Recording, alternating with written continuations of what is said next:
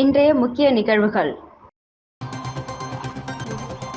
விமான நிலைய விரிவாக்கத்தின் மூலம் சுற்றுலா தொழில்துறை வளர்ச்சி பெறும் ஆளுநர் கைலாஷ்நாதன் பேச்சு.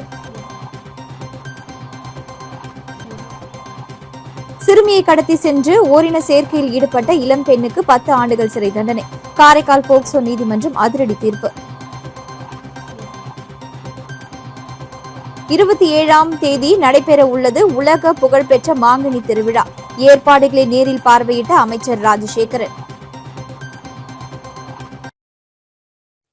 காரைக்காலில் 16 வயது சிறுமியை கடத்தி சென்று ஓரின சேர்க்கையில் ஈடுபட்ட இளம்பெண்ணுக்கு 10 ஆண்டுகள் சிறை தண்டனை, 20,000 ரூபாய் அபராதம். உடந்தையாக இருந்து பாலியல் சீண்டலில் ஈடுபட்டவருக்கு 4 ஆண்டு சிறை, 10,000 ரூபாய் அபராதம். காரைக்கால் போக்சோ நீதிமன்றம் நீதிபதி மோகன் அதிரடி தீர்ப்பு. காரைக்காலில் கடந்த 2019ஆம் ஆண்டு 16 வயது சிறுமி மாயமானதாக நகர காவல் நிலையத்திற்கு புகார் தெரிவிக்கப்பட்டது. புகார் அடிப்படையில் விசாரணை மேற்கொண்டதில் கோட்டுச்சேரி ஜீவா நகர் பகுதியைச் சேர்ந்த கலை அமுது 26 வயது பெண்மணி சிறுமியுடன் நெருங்கி பழகி வந்ததும், அதனை ஆசை வார்த்தை கூறி ஓரின சேர்க்கையில் ஈடுபட்டு சென்னையில் அழைத்துக் கொண்டு சென்றதும் தெரியவந்ததை அடுத்து அப்போதைய போலீசார் சிறுமியை மீட்டு விசாரணையில் கலை அமுது திருமணம் செய்து கொள்வதாக அழைத்து சென்று ஓரின சேர்க்கையில் ஈடுபட்டது தெரியவந்தது. இதனை அறிந்து அங்கு தங்கியிருந்து காரைக்கால் லெமர் வீதியை சேர்ந்த கணேசன் உடந்தையாக இருந்து இவர்கள் இருவருடைய ஓரின சேர்க்கை அறிந்து கொண்டு இதனை வைத்து சிறுமியை மிரட்டி பாலியல் சீண்டலில் ஈடுபட்டதும் விசாரணையில் தெரியவந்ததை அடுத்து இருவரையும் போக்சோ வழக்கில் கைது செய்யப்பட்ட சம்பவத்தில் இன்று காரைக்கால் மாவட்ட நீதிமன்றத்தில் விசாரணை முடிவு பெற்று நீதிபதி மோகன் தீர்ப்பு வழங்கினார். இதில் கலை அமுதுவுக்கு 10 ஆண்டுகள் சிறை தண்டனை, 20,000 ரூபாய் அபராதம் விதிக்கப்பட்டது. அதேபோல கணேசனுக்கு 4 வருடம் சிறை தண்டனையும் 10,000 ரூபாய் அபராதமும் விதிக்கப்பட்டது. பின்னர் இருவரையும் புதுச்சேரி அழைத்து சென்று கலை அமுது மகளிர் சிறையில் அடைக்கப்பட்டார். இதேபோல கணேசன் காலாப்பட்டு சிறையில் அடைக்கப்பட்டார். சிறுமியை ஓரின சேர்க்கையில் ஈடுபட்ட இளம்பெண்ணுக்கு சிறை தண்டனை தீர்ப்பு விதிக்கப்பட்டது பரபரப்பை ஏற்படுத்தியுள்ளது.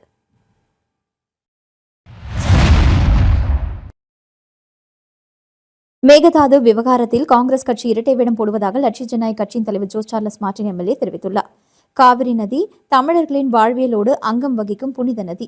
விவசாயம் ஆகட்டும், முன்னோர்களுக்கு செய்யும் நீத்தார் கடன் ஆகட்டும், புதுமண தம்பதிகளின் தாலியை பிரித்து பெருக்கும் ஆடிப்பெருக்கு நிகழ்வு ஆகட்டும், தைப்பொங்கல் கொண்டாட்டங்கள் ஆகட்டும், காவிரி படுகையை ஒட்டி வாழும் மக்கள் காவிரி நீரை சாட்சியாக வைத்தே தங்களது செயல்களை செய்கின்றனர். அப்படி தமிழ் மக்களின் உயிரோடும் உணர்வோடும் கலந்த நதி காவிரி நதி. ஆனால் ஒவ்வொரு ஆண்டும் காவிரி நீரை பெறுவதில் கர்நாடக அரசிடமிருந்து தொடர்ந்து தமிழக அரசு ஏமாற்றத்தையே சந்திக்கிறது. இந்த ஆண்டு பருவமழை பொய்த்ததாக கூறி கர்நாடகாவில் இருந்து திறக்கப்பட வேண்டிய நீரை அம்மாநில அரசு திறக்காமல் அலைக்கழித்ததன் விளைவு மேட்டூர் அணையில் இருந்து குறுவை சாகுபடிக்கு நீர் திறக்க முடியாத அவல நிலையை நாம் எட்டியிருக்கிறோம். இதற்கு முக்கிய காரணம் கிருஷ்ணராஜசாகர் அணை, ஹேமாவதி அணை, கபினி அணை, ஹாரங்கி அணை என 4 அணைகள் கர்நாடகாவில் காவிரிக்கு குறுக்கே கட்டப்பட்டிருப்பதும், பருவமழை பொய்த்த காலத்தில் கிடைக்க வேண்டிய நீர் தமிழகத்திற்கு கிடைக்காமல் கர்நாடக அரசு தடுத்திருப்பதே ஆகும். இந்த நிலையில் மேகதாது எனும் இடத்தில் மீண்டும் ஒரு புதிய அணையை கட்டி தீர்வோம் என கர்நாடக காங்கிரஸ் அரசின் முதலமைச்சர் டி.கே. சிவகுமார் கங்கணம் கட்டிக்கொண்டு பேசி வருகிறார். ஆனால் இன்றைய தமிழக சட்டப்பேரவையில் மேகதாதுவுக்கு எதிராக கொண்டுவரப்பட்ட தனி தீர்மானத்தில் காங்கிரஸ் அமைச்சர் ராஜேஷ்குமார் பேசும்பொழுது புதிய அணையை கட்டவிட மாட்டோம், அதற்கு அகில இந்திய காங்கிரஸ் ஆதரவு என பேசுகிறார். இப்படி காங்கிரஸை அணை கட்ட ஆதரவும் எதிர்ப்பும் தெரிவித்து இரட்டை வேடம் போடுகிறது. இதை அகில இந்திய காங்கிரஸ் தலைமை வேடிக்கை பார்த்து ரசிக்கிறதா என எண்ண தோன்றுகிறது. இதனால் நமக்கு உச்சநீதிமன்ற தீர்ப்பின்படி கிடைக்க வேண்டிய 177.25 டிஎம்சி நீரும் கிடைக்காது என அஞ்சுகின்றனர் தமிழக விவசாயிகள். காவிரி நதி நீர் பங்கீட்டில் தமிழகத்தில் ஒரு நிலைப்பாடும் கர்நாடகாவில் ஒரு நிலைப்பாடும் எடுக்க வைத்து வாக்கு அரசியலுக்காக பச்சை நாடகம் போடுகிறது காங்கிரஸ். காவிரி நதிநீர் விஷயத்தில் காங்கிரசின் இரட்டை வேடம் தமிழகம் மற்றும் புதுச்சேரி மக்கள் நிச்சயம் தோலுரிப்பார்கள். விவசாயிகள் அறச்சீற்றம் கொள்வார்கள். விவசாயிகளின் வயிற்றில் அடிக்கும் எந்த ஒரு அரசும் நிலைக்காது என்பதை காலம் உணர்த்தியே தீரும் என தெரிவித்துள்ளார்.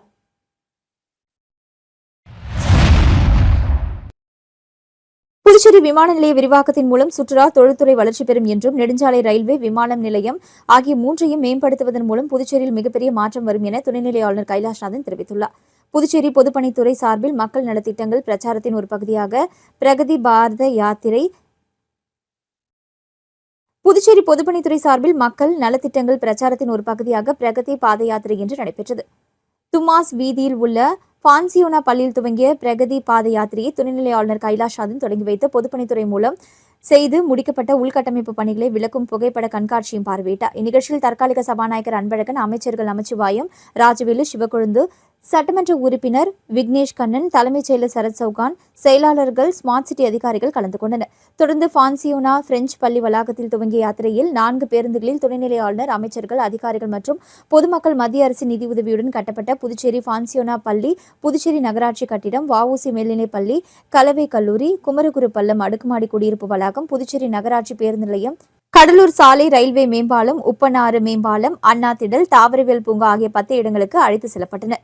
மேலும் நிகழ்ச்சியில் பேசிய துணைநிலை ஆளுநர் கைலாஷ்நாதன், சுற்றுலா வளர்ச்சிக்காக புதுச்சேரி விமான நிலையத்தின் ஓடுபாதையை 1500 மீட்டரிலிருந்து 2500 மீட்டராக மாற்ற திட்டமிட்டுள்ளோம். இதற்கு தேவையான நிலத்தில் பாதி புதுவையிலும் மீதமுள்ள பாதி நிலம் தமிழகத்திலும் உள்ளது. நிலம் கையகப்படுத்துவதற்கு மட்டும் 1400 கோடி ரூபாய் தேவை.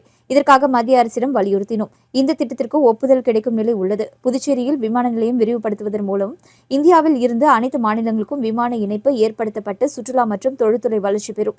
தேசிய நெடுஞ்சாலை ஆணையம் மூலம் புதுச்சேரியை இணைக்கும் வகையில் 23,000 கோடி ரூபாய்க்கு அதிவேக நெடுஞ்சாலை அமைக்கும் பணியும் திட்டமிடப்பட்டுள்ளது.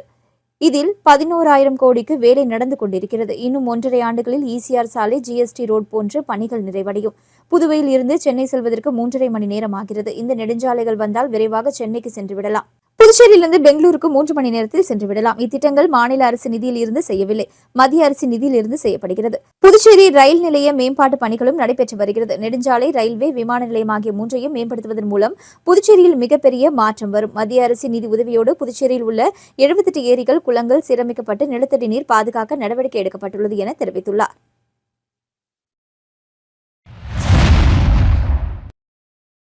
உலக புகழ்பெற்ற காரைக்கால் அம்மையார் ஆலயத்தில் மாங்கனி திருவிழா வருகின்ற 27ஆம் தேதி தொடங்க உள்ள நிலையில் விழா ஏற்பாடுகள் மற்றும் பக்தர்கள் பாதுகாப்பு குறித்து அமைச்சர் ராஜசேகரன் ஆய்வு. காரைக்கால் மாவட்டத்தில் உள்ள உலக புகழ்பெற்ற காரைக்கால் அம்மையார் ஆலயத்தில் காரைக்கால் அம்மையாரின் வாழ்க்கை வரலாற்றை நினைவு கூறும் வகையில் நடைபெறும் மாங்கனி திருவிழா வருகின்ற 27ஆம் தேதி மாலை மாப்பிளை அழைப்பு நிகழ்ச்சியுடன் தொடங்குகிறது. முக்கிய நிகழ்ச்சிகளாக 28ஆம் தேதி காலை காரைக்கால் அம்மையார் திருக்கல்யாணம், 29ஆம் தேதி சிவபெருமான் பிச்சாடன மூர்த்தியாக வலம் வரும்பொழுது மாங்கனி வீசி பக்தர்கள் வழிபடும் நிகழ்ச்சியும் நடைபெற உள்ளது. இந்த நிலையில் மாங்கனி திருவிழா முன்னேற்பாடுகள் மற்றும் பக்தர்கள் பாதுகாப்பு ஏற்பாடுகள் குறித்து இன்று புதுச்சேரி மாநில அமைச்சர் ராஜசேகரன் தலைமையில் சட்டப்பேரவை எதிர்க்கட்சித் தலைவர் நாஜிம், சட்டமன்ற உறுப்பினர்கள் மீனாட்சி சுந்தரம், விக்னேஷ் முன்னிலையில் காரைக்கால் அம்மையார் ஆலயத்தில் ஆய்வு மேற்கொண்டனர். அப்பொழுது மாங்கனி திருவிழாவில் பங்கேற்பதற்காக காரைக்கால் அம்மையார் ஆலயத்திற்கு வருகின்ற பக்தர்களுக்கு செய்யப்பட்டுள்ள பாதுகாப்பு ஏற்பாடுகள் மற்றும் அவர்களுக்கு தேவையான அடிப்படை வசதிகள் குறித்து ஆய்வு செய்து கோவில் நிர்வாக அதிகாரிகளுடன் ஆலோசனை மேற்கொண்டனர். மேலும் பக்தர்களுக்கு தேவையான குடிநீர் உள்ளிட்ட பல்வேறு அடிப்படை வசதிகளை செய்து தர கோவில் நிர்வாக அதிகாரிகளுக்கு அமைச்சர் ராஜசேகரன் அறிவுறுத்தினார். விளம்பர இடைவேளைக்கு பிறகு செய்திகள் தொடரும்.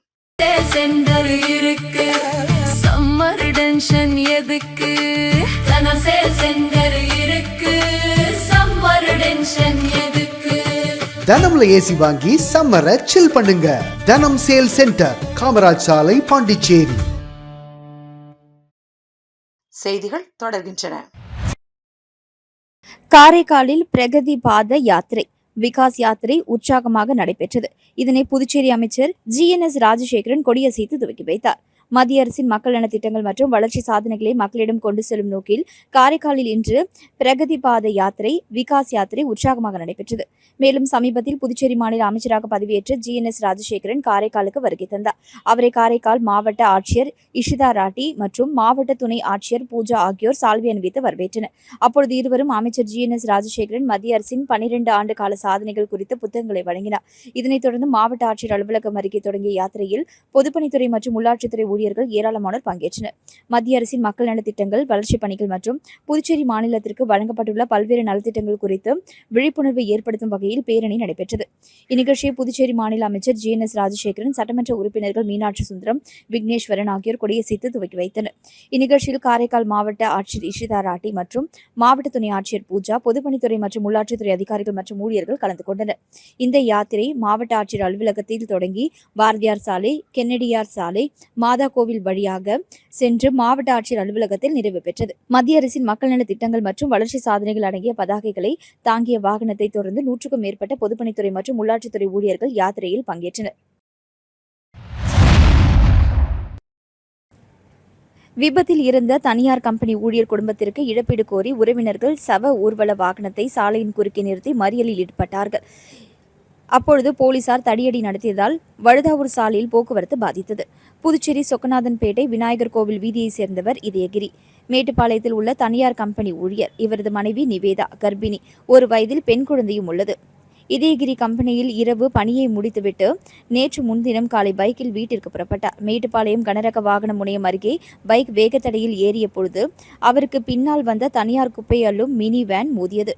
இதில் படுகாயமடைந்த இதயகிரி ஜிப்மரில் அனுமதிக்கப்பட்டு சிகிச்சை பலனின்றி இறந்தார். இதுகுறித்து வடக்கு போக்குவரத்து போலீசார் வழக்கு பதிந்து விசாரித்து வருகின்றனர். இந்த நிலையில் நேற்று மதியம் இதயகிரியின் உடலை அடக்கம் செய்வதற்காக வீட்டிலிருந்து இறுதி ஊர்வலம் புறப்பட்டது. வழுதாவூர் சாலை சண்முகாபுரத்தில் அவரது உறவினர்கள் மற்றும் பொதுமக்கள் இதயகிரியின் குடும்பத்திற்கு இழப்பீடு கோரி சவ ஊர்வல வாகனத்தை நிறுத்தி மறியலில் ஈடுபட்டனர். தகவலறிந்த டி நகர் சப் இன்ஸ்பெக்டர் ராஜன் மற்றும் போலீசார் சம்பவ இடத்திற்கு விரைந்து வந்து மறியலில் ஈடுபட்டவர்களை தடியடி நடத்தி கலைக்க முயன்றனர்.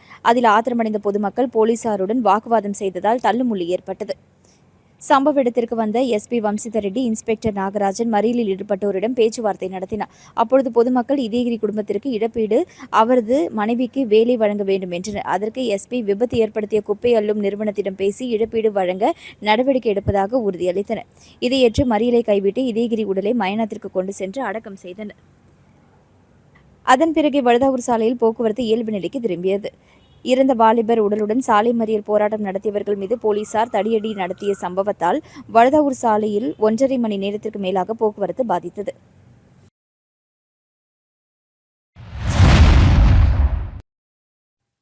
புதுச்சேரி கடற்கரை யோகா நிகழ்ச்சிக்கான ஒத்திகையில் ஒலி வசதி குறைவினால் மாணவர்கள் அவதியடைவதாக அதனை சரி செய்ய வேண்டும் என நடிகர் பாண்டி ரவி கோரிக்கை விடுத்துள்ளார். புதுச்சேரி கடற்கரை சாலையில் நடைபெற்ற யோகா பயிற்சியில் ஏராளமான மாணவர்கள் உற்சாகமாக கலந்து கொண்டனர். காலை 5 மணிக்கே மாணவர்கள் வந்து ஆர்வத்துடன் யோகா பயிற்சியில் ஈடுபட்டிருந்தனர். மாணவர்கள் பழைய கோர்ட் பகுதி முதல் செக்ரட்டேரியட் பகுதி வரை நீளமாக வரிசையாக நிறுத்தப்பட்டிருந்தனர். ஆனால் நிகழ்ச்சிக்கான ஒலி வசதிகள் முறையாக ஏற்பாடு செய்யப்படாததால் மாணவர்கள் சிரமத்திற்கு உள்ளாகினர். குறிப்பாக ஸ்பீக்கர்கள் காந்தி சிலை அருகில் மட்டுமே வைக்கப்பட்டிருந்ததால் தூரத்தில் இருந்த மாணவர்களுக்கு பயிற்சியாளர்களின் வழிகாட்டுதல் தெளிவாக கேட்கவில்லை. இதனால் பல மாணவர்கள் அருகில் இருந்தவர்களின் செயல்பாடுகளை பார்த்து பின்பற்ற வேண்டிய அவலநிலை ஏற்பட்டது. மேலும் சரியான ஒலி இல்லாத காரணத்தினால் யோகா பயிற்சியின் நேரம் மற்றும் ஒழுங்கு பாதிக்கப்பட்டதாகவும் கூறப்படுகிறது. இந்த நிலையில் மாணவர்களின் நலனை கருத்தில் கொண்டு தேவையான ஒலி வசதிகள் அனைத்து பகுதிகளுக்கும் ஏற்பாடு செய்ய நிகழ்ச்சி ஏற்பாளர்கள் உடனடியாக நடவடிக்கை எடுக்க வேண்டும் என்று திரைப்பட நடிகரும் சமூக சேவகருமான பாண்டி ரவி கோரிக்கை விடுத்துள்ளார். புதிய அமைச்சர்களுக்கு பாஜக மாநில நிர்வாகி செந்தில்குமரன் வாழ்த்து. புதுச்சேரியில் புதியதாக பதவியேற்றுள்ள அமைச்சர்களை முத்தியால்பேட்டை தொகுதியைச் சேர்ந்த பாஜக மாநில நிர்வாகி செந்தில்குமரன் நேரில் சந்தித்து வாழ்த்து தெரிவித்தார். அப்பொழுது அமைச்சர்களுக்கு பூங்கொத்து வழங்கி பொன்னாடை அணிவித்து தனது வாழ்த்துக்களை தெரிவித்தார். தொடர்ந்து அமைச்சர்கள் GNS ராஜசேகரன், ராஜ்வேலு, சிவக்கொழுந்து ஆகியோரை நேரடியாக சந்தித்து மக்கள் நலப் பணியில் சிறப்பாக செயல்பட்டு புதுச்சேரி மாநில வளர்ச்சிக்காக பாடுபட வேண்டும் என வாழ்த்து கூறினார். இந்நிகழ்ச்சியில் பாஜக நிர்வாகிகள் மற்றும் கட்சி நிர்வாகிகள் பலர் உடனிருந்தனர். அவர்களுக்கும் அமைச்சர்களுக்கு வாழ்த்துக்கள் தெரிவித்து புதிய பொறுப்பில் சிறப்பாக செயல்பட வாழ்த்துக்களை தெரிவித்தனர். மீண்டும் இன்றைய முக்கிய நிகழ்வுகள். விமான நிலைய விரிவாக்கத்தின் மூலம் சுற்றுலா, தொழில்துறை வளர்ச்சி பெறும் ஆளுநர் கைலாஷ்நாதன் பேச்சு. சிறுமியை கடத்தி சென்று ஓரின சேர்க்கையில் ஈடுபட்ட இளம் பெண்ணுக்கு 10 ஆண்டுகள் சிறை தண்டனை. காரைக்கால் போக்சோ நீதிமன்றம் அதிரடி தீர்ப்பு. 27ஆம் தேதி நடைபெற உள்ளது உலக புகழ்பெற்ற மாங்கனி திருவிழா. ஏற்பாடுகளை நேரில் பார்வையிட்ட அமைச்சர் ராஜசேகரன்.